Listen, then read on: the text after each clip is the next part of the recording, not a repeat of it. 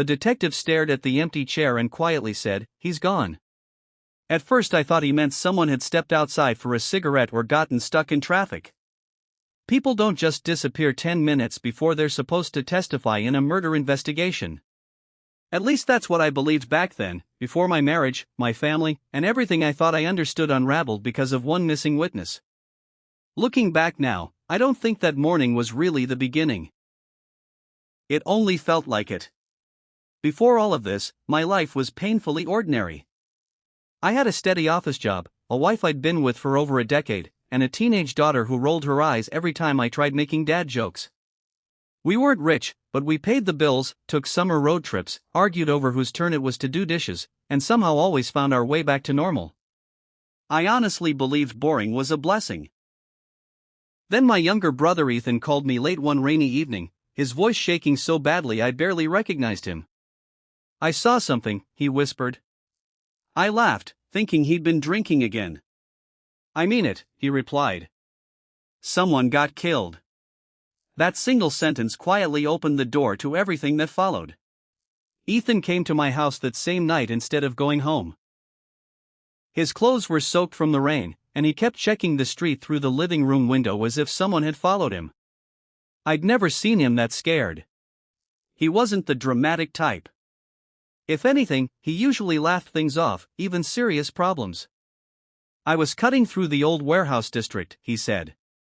"I heard shouting. Then I saw a man fall." "You actually saw it happen?" He nodded without looking at me. "There were two people. One of them noticed me." I swear he looked straight at me. I told him we had to call the police immediately. He hesitated for several seconds before agreeing.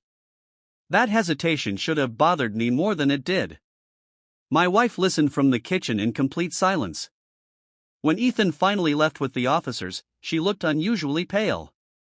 "Do you think he'll be okay?" she asked. "He's just a witness," I answered.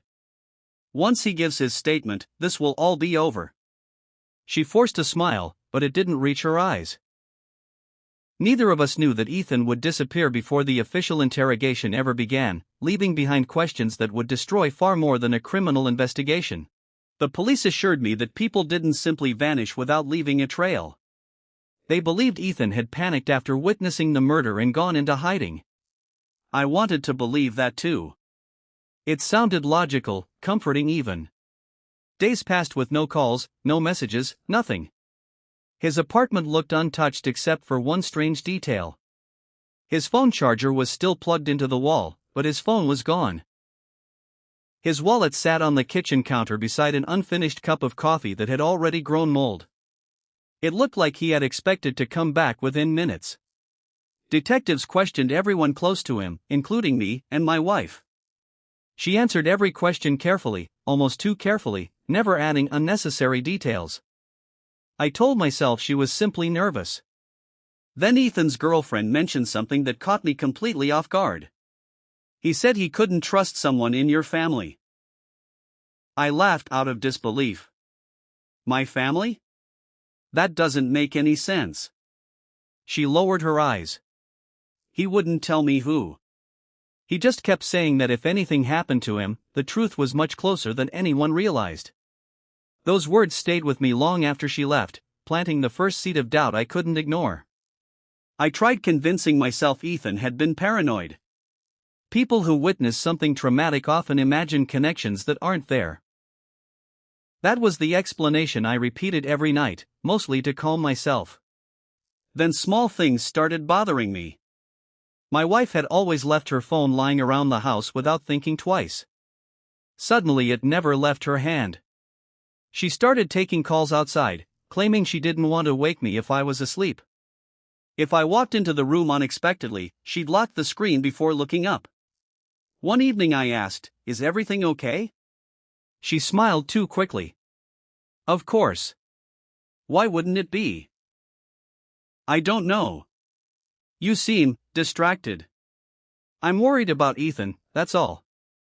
It sounded reasonable, yet something in her voice felt rehearsed. A few days later, while she was showering, her phone buzzed on the kitchen table. I had no intention of checking it. I honestly didn't. Then another notification appeared. Don't answer police questions without talking to me first. There was no name, only an unknown number. I stared at the message until the screen went dark. For the first time since Ethan disappeared, I felt genuine fear creeping into my own home. I wish I could say I respected her privacy after that, but I didn't. The message kept replaying in my head. It wasn't romantic. It wasn't friendly. It sounded like advice from someone who was already involved in whatever had happened. I waited until she fell asleep that night, then unlocked her phone using the passcode I'd known for years. The conversation had been deleted. Only that single notification remained in my memory. I checked her call history instead. One number appeared over and over again, always late at night, always lasting just a few minutes. When I copied it into my contacts and searched social media, nothing came up. The next morning I casually asked whose number it was. She barely glanced at the screen. "Oh, that's someone from work. You've never mentioned them. Because they're not important." She answered too fast. Later that afternoon I gave the number to one of the detectives handling Ethan's case, expecting nothing. He called me back before sunset. "Where did you get this number?" "Why?" There was a long silence. "It belongs to someone we interviewed after the murder." My stomach dropped. "And they specifically asked us not to mention their name to anyone." I didn't tell my wife about the detective's phone call. I drove around for nearly 2 hours instead, trying to convince myself there had to be an innocent explanation. Maybe the number belonged to a coworker who happened to witness something. Maybe the police were chasing the wrong lead. By the time I got home, I'd almost talked myself into believing it. She was sitting on the couch, watching television, acting as if nothing had changed. "You look exhausted," she said. "Long day." She studied my face for a moment, then asked, "Did the detectives contact you again?" The question caught me off guard. "No." "Why would they?" She shrugged, but I noticed her fingers tightening around the coffee mug. "I was just wondering." That night I couldn't sleep.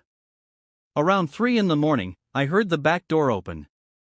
I looked through the bedroom window and saw my wife standing in the yard, whispering into her phone. She wasn't crying. She wasn't scared. She sounded angry. "You promised," she hissed. "If he starts asking questions, everything falls apart." I couldn't hear the reply. Then she whispered one sentence that froze my blood. "He never should have seen you that night." I stayed frozen behind the bedroom curtain long after she came back inside. My first instinct was to confront her immediately, but something stopped me. If Ethan had disappeared because he'd seen something, and my wife was connected to it, walking downstairs in the middle of the night felt reckless. The next morning, I acted as if nothing had happened. She kissed me goodbye before leaving for work. I almost pulled away.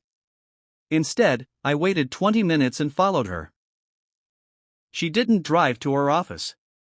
She parked outside a quiet cafe on the edge of town and sat alone for several minutes. Then a man arrived. I recognized him instantly from the detective's description.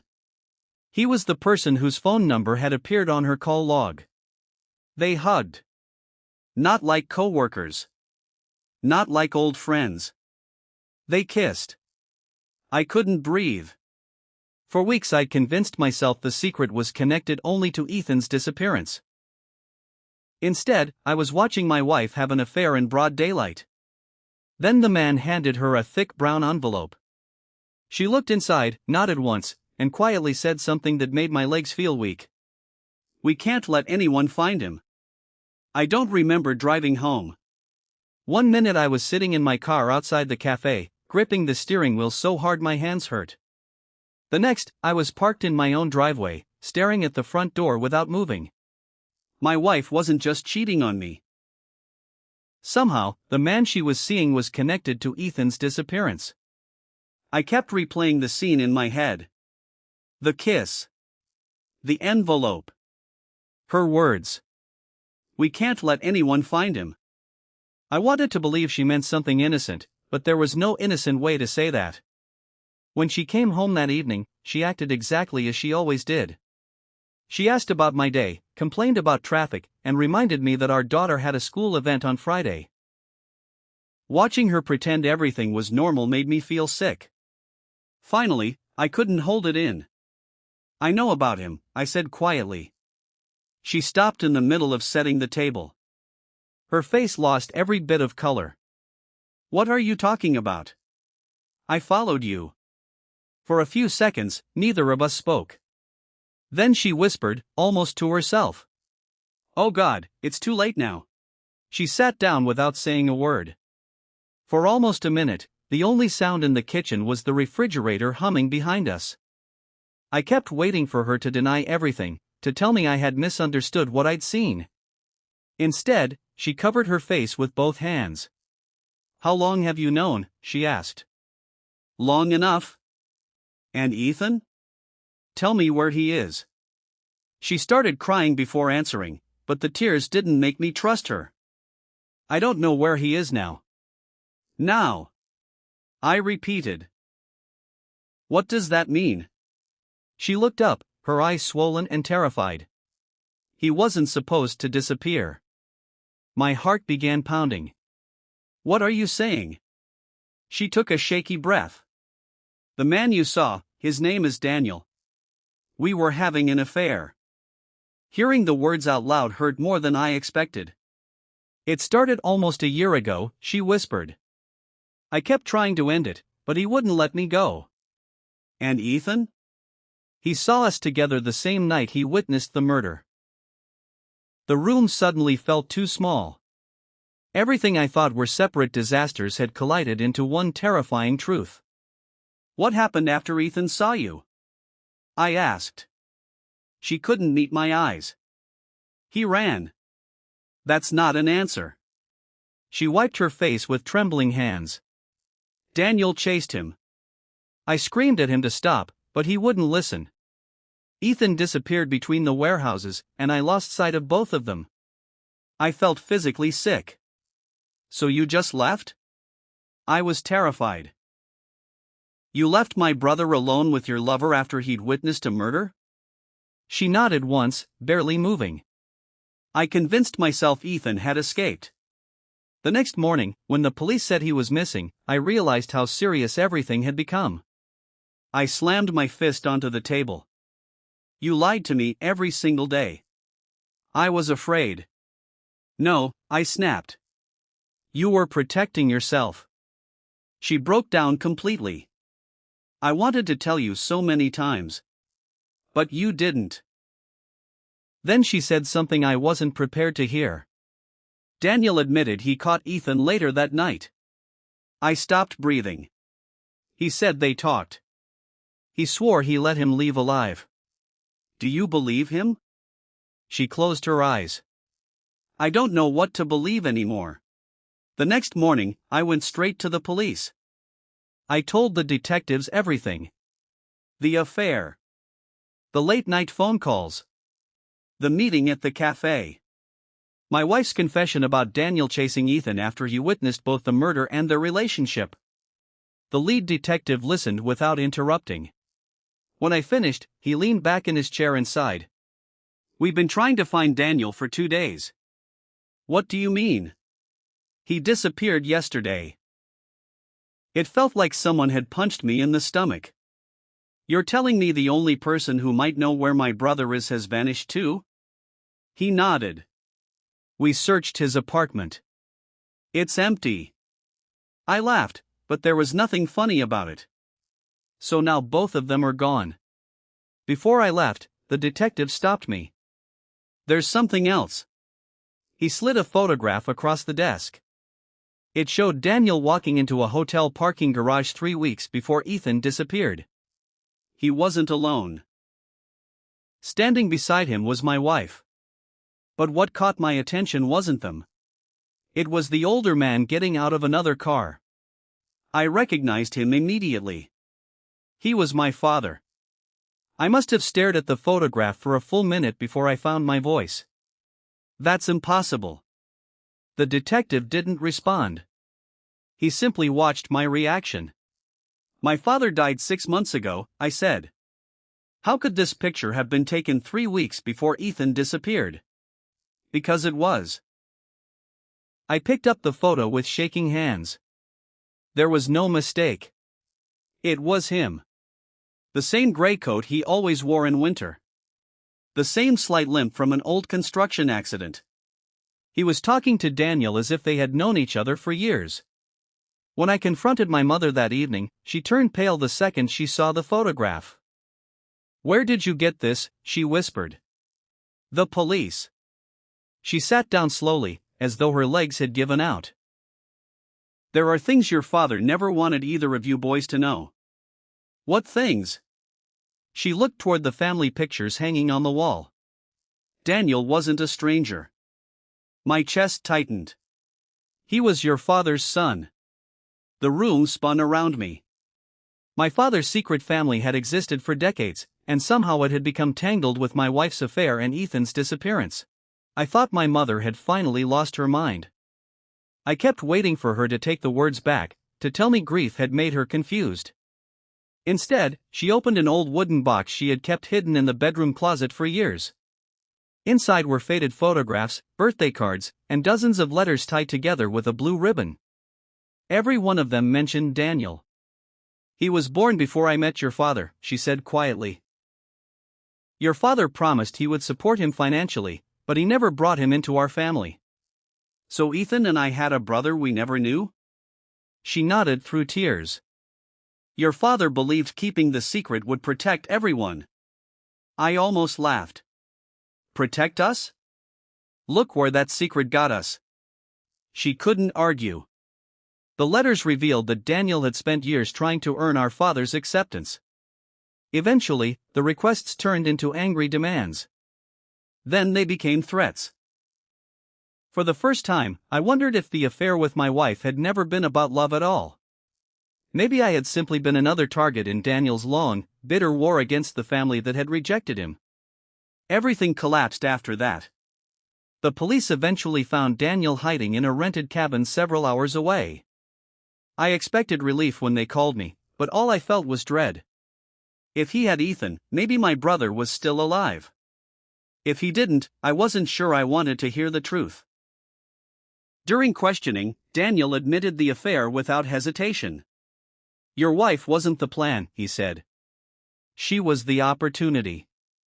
According to the detectives, he claimed he had approached her deliberately after learning who she was married to.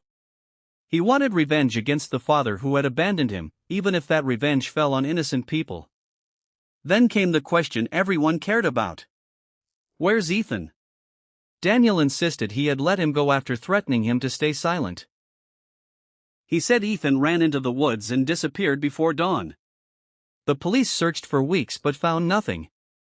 My wife was charged with obstructing the investigation because she had hidden critical information and lied repeatedly to detectives. Watching her leave the courtroom in handcuffs didn't feel like justice. It felt like watching the last pieces of my old life disappear forever. It's been 3 years since Ethan disappeared, and his chair at family gatherings is still empty. The investigation remains open. Every few months, the police call to say they've followed another lead, interviewed another witness, searched another stretch of forest. Every time my phone rings, part of me believes this will finally be the call that brings my brother home. It never is. My divorce was finalized long ago. I haven't spoken to my ex-wife since the last court hearing. I don't hate her the way I once did. Hatred requires energy, and eventually I ran out. What remains is something colder, a quiet acceptance that the woman I loved probably never existed the way I imagined.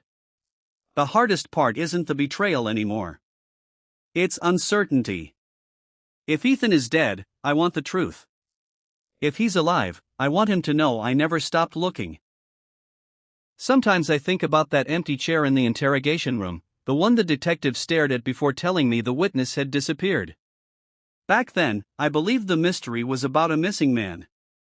I know now it was really about how many lives can vanish long before anyone is officially declared missing.